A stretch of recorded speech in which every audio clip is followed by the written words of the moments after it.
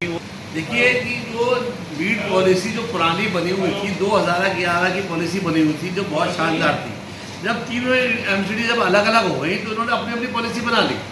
जब इनकी इलेक्शन हुआ है जिसमें आम आदमी पार्टी जीत के आई है तो ये एमसीडी जब मर्ज हो गई है, मर्ज होने के बाद तीनों पॉलिसियाँ एक कर दी गई। और जब पॉलिसी एक कर दी गई उसके अंदर क्या हुआ कि जो हाउस में जो पॉलिसी लगाई गई इसके बारे में हमने 1 महीने 1.5 महीने पहले मेयर को, डिप्टी मेयर को, कमिश्नर साहब से पहले कहता था कि कोई भी मीट पॉलिसी लाई जाए हमारे लिए और मीट वालों की पॉलिसी लाई जाए उसके हमारे को बुलाया जाए और हमारे से उसमें जो है हमारे प्रतिनिधि को रखा जाए, उसमें जो हमारे रिकमेंडेशन हो, जो सुविधाएं हमें दी जाए। अब उसमें क्या करा, उसके बाद उन्होंने पॉलिसी तो बना दी, पॉलिसी बनाने के बाद हाउस में लगा भी दी, हमारे बगैर डिस्कशन करे हुए, हमारे से बगैर बात करे हुए। चलिए कोई बात नहीं, जब हाउस में लगी तो बीजेपी और कांग्रेस का आप पार्टी का हल्ले के चक्कर में वो बिल पास कर दिया गया।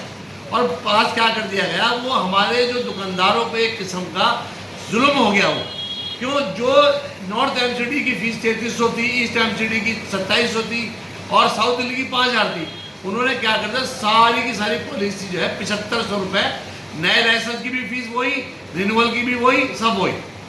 और जो टाइम था 3 महीने का टाइम था ईडीएमसी के अंदर, नॉर्थ एमसीडी में और साउथ एमसीडी में एक महीने का था, उन्होंने 2 महीने कटाई कर दिए।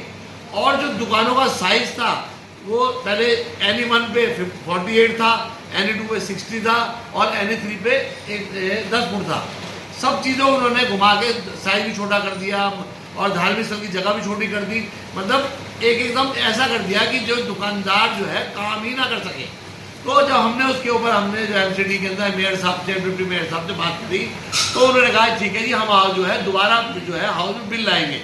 अब वो जो बिल पास था नवंबर में इन्होंने जो पॉलिसी पास करके इम्प्लीमेंट भी कर दी विद इन 30 डेज। और जब अगली पॉलिसी जो दिसंबर में आई गई जिसमें रिकमेंडेशन की गई कि धार्मिक स्थल को जो है 100 मीटर कर दिया गया और दुकान का साइज 50 कर दिया गया, फीस 2000 रुपये कम कर दी गई और जो दुकान सील हो गई थी जिसमें 20,000 रुपये सीलिंग चार्ज था उसको 10,000 रुपये कर दिया। जबकि ये भी बहुत ज़्यादा था क्योंकि हमारा दुकानदार जो है इसको अफोर्ड नहीं करता। लेकिन हमारी मजबूरी ये थी कि क्योंकि कुछ करने से बजाय कुछ कम तो हो, हमारे दुकानदार को सुविधा मिले। लेकिन वो बिल को आज जो है दिसंबर से लेके जनवरी, फरवरी, मार्च, अप्रैल हो गया, यहाँ जाके आचार संहिता भी लागू हो गई। तो डिप्टी मेयर साहब के हमारे को पूरी हमारी कमेटी को मीट मंडी स्टेशन के सैकड़ों चक्कर लगाने के बावजूद भी डिप्टी मेयर साहब हमारे उस बिल को पास नहीं करा पा पाए। और यहाँ तक कि 31 मार्च ख़त्म होने के बाद हमारे लाइसेंस की रिन्यूअल का टाइम आ गया। तब हमने उनसे कहा कि हमारे दुकानदारों को बहुत नुकसान हो सकता है क्योंकि एकदम जो है ईस्ट एमसीडी की फीस जो है आपने 4300 बढ़ा दी है और नॉर्थ एमसीडी की आपने 3700 बढ़ा दी है, हम कैसे बेयर करेंगे। तो उन्होंने हमसे कहा आप बेफिक्र रहिए, हम जो है जो 31 मार्च के बाद अप्रैल के महीने में करवा लेंगे। लेकिन डिप्टी मेयर साहब आउट ऑफ इंडिया चले गए, कमिश्नर साहब पे फाइल छोड़ गए। अब ना तो कमिश्नर साहब काम करना चाह रहे हैं हमारे लिए और ना हमें ये लगता है कि शायद मेयर और डिप्टी मेयर की कमिश्नर साहब सुनना ही नहीं चाहते और जिसका मुआवजा बिना बात के, बिना किसी वजह के, बिना किसी जुर्म के हमारे दुकानदारों को भुगतना पड़ रहा है। तो इससे लाख दर्जे अच्छे तो बीजेपी की गवर्नमेंट थी एमसीडी के अंदर, जब उन्होंने हमारे कहने के बावजूद भी इतनी सरल पॉलिसी बनाई और हमें ये उम्मीद थी कि आप पार्टी आने के बाद जो दुकानदारों को बहुत फायदा होगा क्योंकि ये ज़मीन से जुड़ी पार्टी है। लेकिन हमारे को बजाय उसके फ़ायदा होने के इतना नुकसान हो गया है कि हमारे दुकानदारों को 7500 रुपये लाइसेंस के रिन्यूअल के देने पड़ रहे हैं। जबकि बिल पास होने के बावजूद जब आपने बिल पास कर दिया, हाउस ने पास कर दिया, प्राइवेट बिल पास कर दिया, तो कमिश्नर साहब को आप रिकमेंडेशन क्यों नहीं कर रहे? इसका यह मतलब या तो कमिश्नर आपकी सुनना नहीं चाहते या आप जो हमारी जो जनता है, जो हमारी जो आपको चुनी हुई जनता है, आप उसके बारे में सोचना चाहते। हमारे को मजबूरन ये हो गया कि जो इतनी दिक्कत आ गई है कि हमारा दुकानदार इतना परेशान है कि करे तो क्या करे कि जो दुकानदार हमारा जो लगभग हमारे 6000 दुकानें दिल्ली के अंदर हैं, बकरे की, मुर्गे की, भैंस की, सब होगा। लेकिन उसका नुकसान क्या हो रहा है कि आप ये देखिए ना, जो लाखों रुपए का नुकसान हो रहा है। और लेट फीस का टाइम जो था पहले 3 महीने था ईडीएमसी नॉर्थ एमसीडी में, उसे 2 महीने कर दिया। तो इसका मतलब सारी तरफ से दुकानदार हम पे मार हो रही है। और जिसका नुकसान ये है कि दुकानदार कहता है जी हमने लाइसेंस बगैर ही अच्छे हैं, लाइसेंस लेने की कोई ज़रूरत ही नहीं है। जो दुकानदार लाइसेंस लेके काम कर रहा है उस पर सारे कानून है और जो इलीगल दुकानें चला रहा है, रोड पे चला रहा है, मुर्गा बेच रहा है, मछली बेच रहा है, उसको कोई कानून ही नहीं है। पुलिस वाले एमसीडी वाले मुझे पैसा लेते हैं और मजे मार रहे हैं। तो हमारा ये कहना है कि ये तो एक किस्म से एक दमनकारी नीति अपनाई जा रही है हमारे मीट मर्चेंट के खिलाफ, दुकानदारों के खिलाफ। अगर इसको नहीं घुसा तो हमें तो कहने में कोई शर्म नहीं है। इसका मुआवजा जो आप पार्टी को और लोगों को इसको इलेक्शन में भुगतना पड़ेगा, क्योंकि जब हमारा दुकानदार खुशी नहीं होगा, जो उसका नुकसान होगा, तो हम ऐसी पार्टी का क्या करेंगे। हमें किसी पार्टी से कोई लेना देना नहीं, चाहे कांग्रेस हो, बीजेपी हो, आप पार्टी हो। हमारा मानना यह है कि जो हमारा दुकानदार जो हमारे लिए काम करेगा, हमारे जो सारी सुविधा ख्याल रखेगा, जो हमारी पॉलिसियों में ख्याल रखेगा, हम उसी पार्टी को इलेक्शन के अंदर जितवाना पसंद करेंगे। हमें इसमें नहीं है, क्योंकि हमें तो जो नुकसान हमारे दुकानदार का हो रहा है, हम पे इतना हाल होगा कि दुकानदार इतना परेशान है कि वो कहना हम काम धंधा बंद कर दें, धरना में बैठ जाए, क्या करें। तो हमारा ये मानना है कि आप पार्टी ऐसी क्या मजबूरी है कि जो 4 महीने के अंदर हमारा बिल पास नहीं करा सके, तो हम उनसे और आगे क्या उम्मीद रखें। हाजी शाह साहब, आप लगातार इस मुद्दे को उठा रहे हैं, लगातार लोगों से मिल भी रहे हैं, डिप्टी मेयर से मिल रहे हैं, मेयर से मिल रहे हैं, लेकिन जब कोई समाधान नहीं हो रहा तो अब आप इसमें आगे क्या मूव करेंगे? क्या एलजी के पास जाएंगे या कहाँ इसको अप्रोच करेंगे इसको लेके? हमने जो है कमिश्नर साहब से ऑन रिकॉर्ड टाइम मांगा है मिलने के लिए।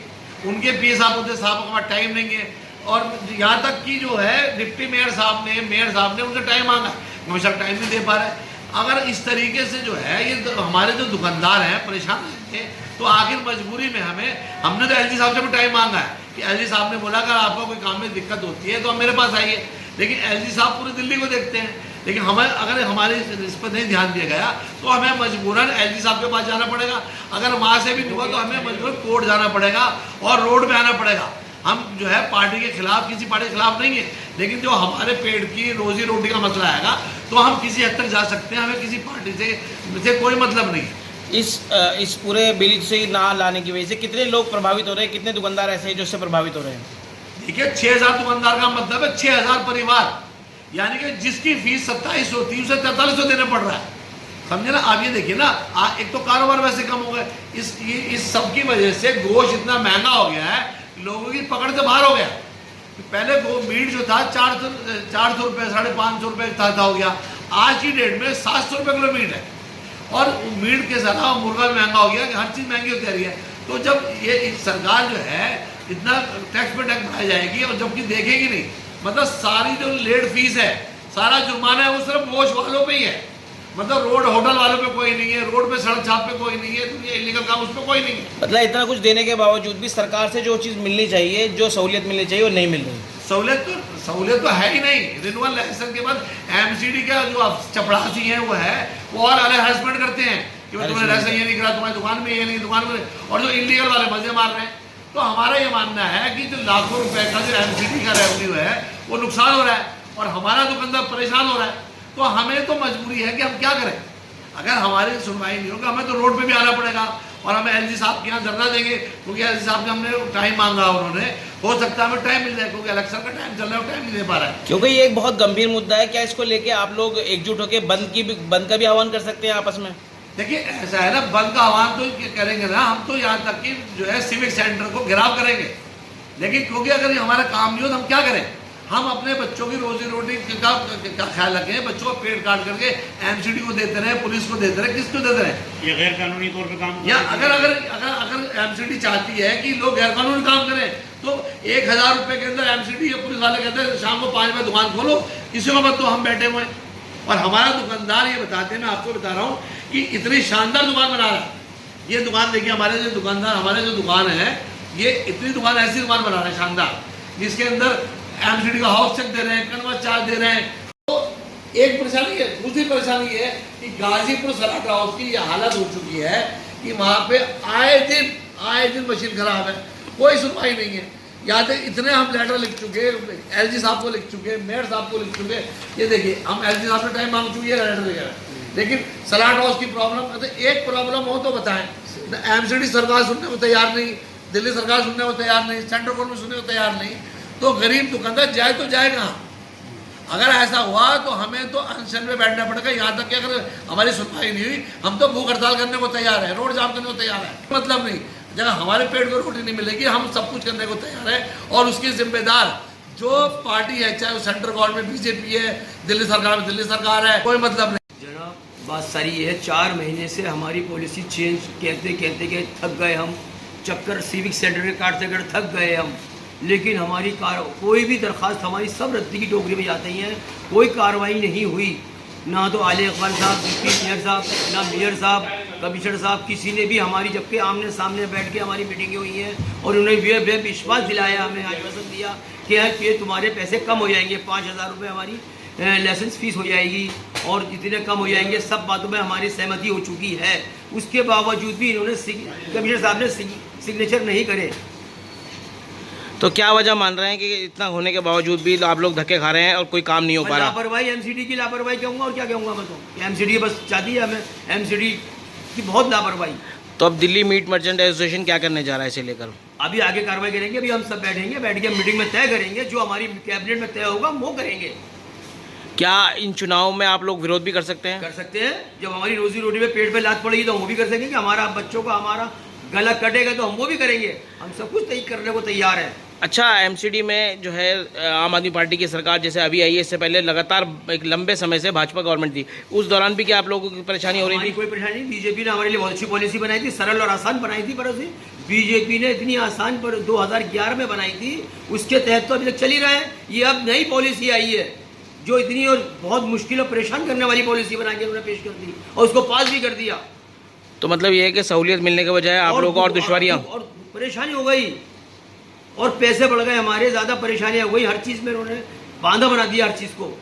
तो इसका जो है एक एमसीडी होने से भी कहीं ना कहीं नुकसान हुआ है। बहुत ज़्यादा नुकसान हुआ है किसी एमसीडी का। पहले अलग अलग थी, सब अपने अपने घर के मालिक थे, अब सब एक हो गए। वो जो एक रूल होगा वो सबका रूल होगा। अच्छा, उसमें रेट में भी बहुत फर्क था? हाँ, दुगने का फर्क पड़ेगा कम से कम। पहले EDNC में 3300 रुपये थे, अब हम 7500 हमने भरने पड़ा है। एक लाइसेंस की फीस के ऊपर 7500 रुपये हमने भरने पड़ रहे हैं।